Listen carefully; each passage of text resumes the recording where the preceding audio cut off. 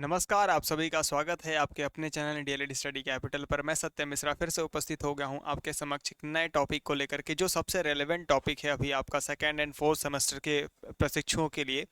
कि अभी एग्जामिनेशन आपका आने वाला है, लगभग अप्रैल के अंतिम सप्ताह की बात हो रही है कि एग्जामिनेशन हो जाएगा।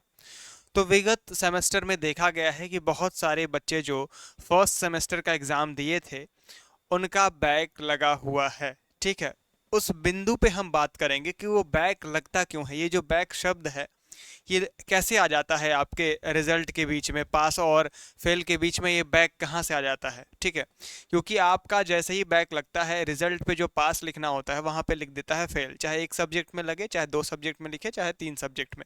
ठीक है, तो इस पे आज हम बात करेंगे कि क्या क्या बिंदु पे हम ध्यान दे सकते हैं। अभी हमारे पास पर्याप्त समय है जिससे हमारा आगामी सेमेस्टर जो है उसमें बैक ना लगे। ठीक है, इस पे हम बात करेंगे। उससे पहले एक छोटी इन्फॉर्मेशन आपसे शेयर करना चाहूँगा कि जिस चैनल पे आप ये वीडियो देख रहे हैं डीएलएड स्टडी कैपिटल, उस चैनल को सब्सक्राइब कीजिएगा, बेल आइकन प्रेस कीजिएगा। साथ ही साथ टीचिंग स्टडी कैपिटल चैनल को भी सब्सक्राइब कीजिएगा, बेल आइकन प्रेस कीजिएगा। तो दोनों जो है चैनल आपको सही जानकारी प्रोवाइड कराते हैं और सही समय पर प्रोवाइड कराते हैं। ठीक है, तो आज की जो बिंदु है हमारा बैक क्यों लगती है, इस पर हम बात करेंगे।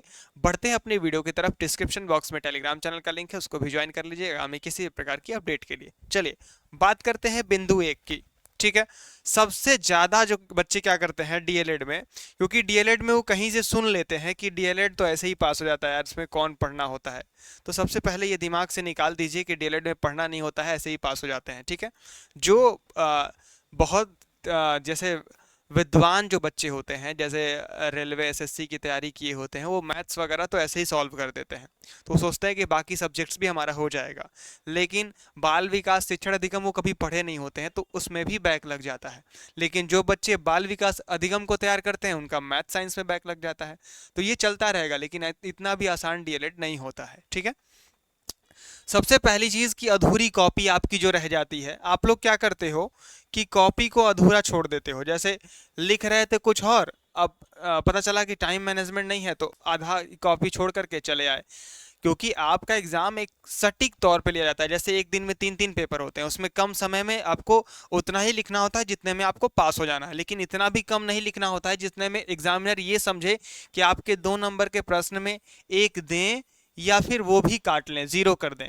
ठीक है, ऐसी गलती नहीं करना है। सबसे पहले आपको इनकम्प्लीट कॉपी नहीं करना है, ये आपको और फिर दूसरी चीज, महारथी आते हैं कुछ एसएससी रेलवे वाले। ठीक है, आपको मैथ्स अच्छा आता है, ये ठीक है, अच्छी बात है। ट्रिक आती है आपको बहुत सारी, वो भी अच्छी बात है। लेकिन आप डीएलएड में अगर ट्रिक नाम की चीज को इस्तेमाल करेंगे तो निश्चित रूप से आप बहुत विद्वान होंगे, लेकिन आपका बैक लग जाएगा। ठीक है, ये यहाँ पे अप्लाई नहीं होता है। यहाँ पर आपको प्राइमरी के बच्चों को पढ़ाना होता है, तो आपको स्टेप बाय स्टेप दिखाना होता है कि हम बच्चों को कैसे समझाएंगे। अगर ये प्रश्न हमारे सामने अगर बच्चों के साथ हम हल कर रहे हैं, तो आपके बगल में एक छोटा बच्चा, उसको समझ के आपको हल करना होता है। तो सबसे पहले स्टेप मार्किंग होती है। अब ऐसे आपने किया और उसके बाद डायरेक्ट आंसर ला दिए, तो ये एक गलत तरीका है। सबसे पहले इस चीज़ को फॉलो नहीं करना है। आपको आता होगा मैथ्स तो आप थोड़ा सा और समय दे दीजिएगा अपना, और 1 घंटे जो समय आपको मिलता है, ठीक है, उसको आराम से जो है, इतना भी आराम से नहीं कि आपका समय कम पड़ जाए, लेकिन उसको स्टेप बाय स्टेप फॉलो कीजिएगा, ताकि आपका जो है पूरा मन, जैसे आपको मैथ्स आ रही है तो 25 में 25 नंबर मिल जाती है मैथ्स में, कोई दिक्कत नहीं है। फिर ये महारथी हो गए। फिर एक महारथी आते हैं कि यार इतना याद करके आए हैं ना कि सबसे ज्यादा नंबर मेरा ही आएगा। तो वो क्या करते हैं, कॉपी लिखना शुरू करते हैं। जैसे अब एक ही क्वेश्चन ऊपर लिख दिए हैं, जैसे मान लीजिए सहसवा अवस्था पे अगर आप लिख रहे हैं, बहुत अच्छा आपका तैयार है, तो आप सहसवा अवस्था लिखते लिखते पूरी पेज भर देंगे कि इसी से एग्जामिनर समझ जाएगा कि बच्चा बहुत तेजस्वी है। लेकिन इससे एग्जामिनर नहीं समझता है। एग्जामिनर समझता है आपके सारे क्वेश्चंस अटेम्प्ट करने से और पॉइंट टू पॉइंट लिखने से। एग्जामिनर आपको समझता है कि आप विद्वान हैं कि क्या है। ठीक है, तो सबसे पहले ये गलती नहीं करनी है कि एक ही प्रश्न आपको लिखते चलना है और दूसरे प्रश्न में आपको समय ही ना मिले, और आपको समझ में आ रहा है कि एक ही प्रश्न इतना लिख दिया हूँ कि सारा नंबर उसी में मिल जाएगा। ऐसा नहीं है। अगर 2 नंबर का है तो 3 नंबर नहीं मिलेगा, 2 ही मिलेगा। एक है तो एक ही मिलेगा। ठीक है, 2 नहीं मिल जाएगा। ठीक है, आगे बात करते हैं। कुछ बिंदु और हैं, जैसे कुछ लोग क्या करते हैं कि लिखते तो बहुत सुंदर है, क्योंकि आप लोग अगर शिक्षक बनने की तैयारी कर रहे हैं तो हम आशा करते हैं कि सबकी लिखावट सुंदर होगी, और होती भी है, सब लोग अपना प्रयास भी 100% करते हैं। लेकिन कुछ लोग क्या करते हैं कि थोड़ा जल्दबाजी में जैसे ही उनकी स्पीड बढ़ती है, गियर लगता है ज़्यादा, तो वो क्या करते हैं कि वो अपनी राइटिंग को खुद से ही खराब कर देते हैं। इतनी जल्दबाजी हड़बड़ी में किसी को पसीना कोई लगा के ऐसे पोंछ देगा, ठीक है, तो वो खराब हो जाएगा। तो ऐसा गलती नहीं करना है, आपको बहुत सुंदर लिखना है। और इतना भी टाइम कम नहीं मिलता है, जैसे ये चीज़ें हैं कि डीएलएड में टाइम मैनेजमेंट नहीं हो पाता, लेकिन इतना भी टाइम नहीं कम मिलता है कि आप पूरे क्वेश्चंस को ना कर पाएँ और आपके पास टाइम कम पड़ जाए, ऐसा नहीं होता है, ठीक है। तो सबसे पहले इस भ्रांति को अपने दिमाग से निकाल दीजिए, पर्याप्त समय मिलता है, ठीक है। ये बात हो गई।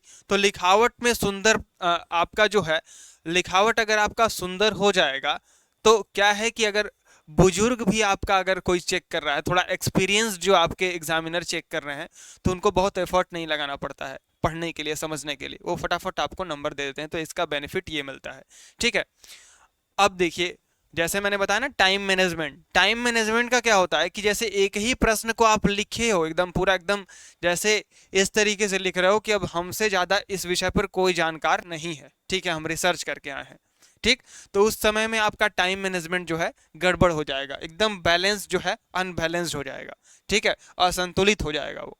तो उसमें क्या करना है आपको, समय जो घड़ी होती है सामने आपके क्लासरूम में लगी होती है, ठीक, नहीं है तो आप अपने जो भी आपके टीचर होंगे वहाँ पे, गाइड जो आपको कर रहे होंगे, इन्विजिलेटर होंगे, उनसे आप पूछ सकते हैं कि सर अभी कितना समय हुआ है, सबसे पहली चीज़, ठीक है। ये अभी आपको लग रहा होगा कि अरे ये कोई डीलेड है, इसमें कोई दिक्कत नहीं होता, इसमें पास हो जाते हैं, लेकिन अभी प्रीवियस सेमेस्टर का अगर आप रिजल्ट देख लीजिए तो उसमें आपको समझ में आ जाएगा कि बच्चों का क्या स्थिति रहा है पिछले सेमेस्टर में, ठीक है।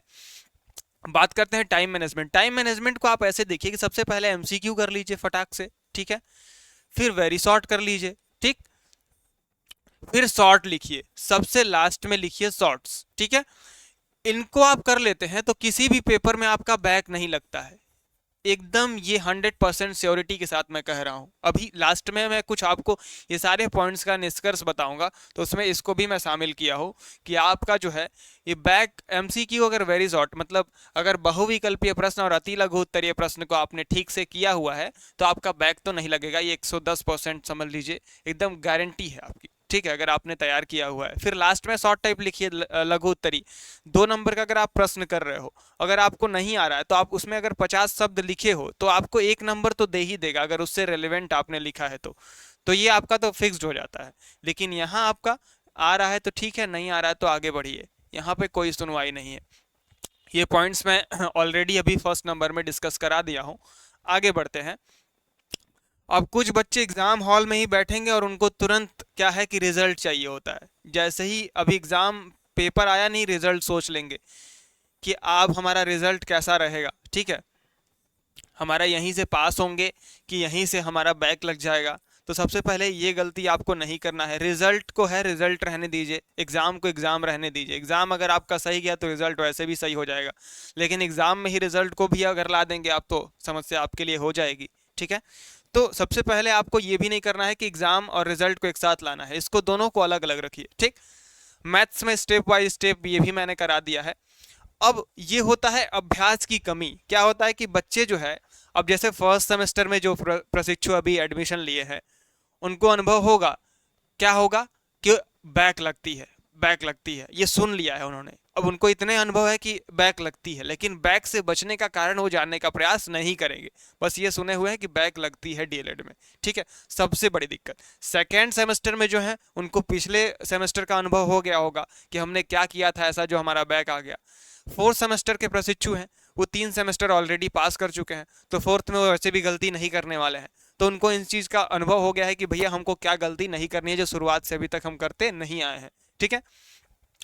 तो जो फर्स्ट सेमेस्टर में है स्पेशली और जो सेकेंड सेमेस्टर में है, इनके लिए ये पॉइंट मैंने ऐड किया है कि अभ्यास अभी से आप शुरू कर दीजिए। अगर आपकी स्पीड कमी है तो थोड़ा सा मतलब गति में हल्का सा आप कम हो डीएलएड के टाइम से, तो आप थोड़ा सा स्पीड जो है अपना इंक्रीज कीजिए, उसको बढ़ाइए और प्रयास कीजिए कि आप इसी प्रश्न को, जैसे मान लीजिए अगर अति लघु लिख रहे हैं तो आप अपने ही टॉपिक को लेकर के लिखना शुरू कीजिए और देखिए कि आप 25-50 शब्द कितने मिनट में लिख लेते हैं। ठीक है, ये हो गया आज का जो विषय था हमारा, बैक क्यों लगती है। ठीक है, अब बात करेंगे कि बैक अगर नहीं लगाना है हमको तो और क्या क्या पॉइंट्स हम कर सकते हैं। सबसे पहली चीज की एमसीक्यू जो है आपका, ठीक है, एमसीक्यू जो होता है सारे के लिए मैं बता रहा हूं, सबसे पहले इसको आप 100% जो है तैयार कीजिए। कैसे तैयार करना है ये भी बताऊंगा।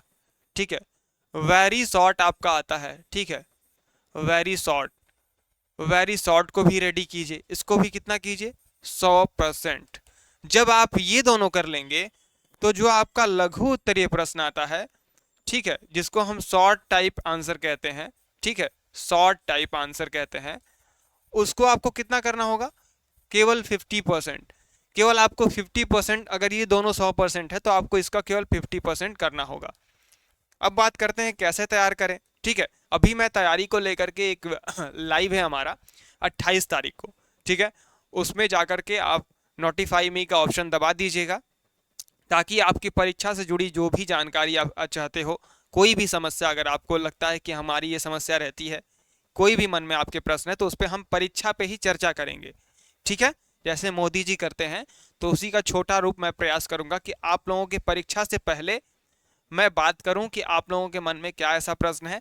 तो इसी चैनल पे लाइव वाले सेक्शन में जाइएगा, नोटिफाई मी जरूर कर दीजिएगा। ठीक है, अब बात करते हैं कि कैसे तैयार करना है। तो कैसे तैयारी को लेकर के मैं पूरा एक वीडियो के माध्यम से आपको समझाऊंगा। ठीक है, ये एक वीडियो आने वाली है, ठीक है, आगामी 1 से 2 दिन में। ठीक, ये 1-2 दिन में या फिर 3 दिन में 27 तारीख के बाद तक आपको मिल जाएगा एक वीडियो कि कैसे प्रिपरेशन आपको करना है कि आपके डीएलएड में जो है बैक ना आए और एकदम 90% वाला जो मार्क्स लेकर आइए और आराम से पास हो जाइए।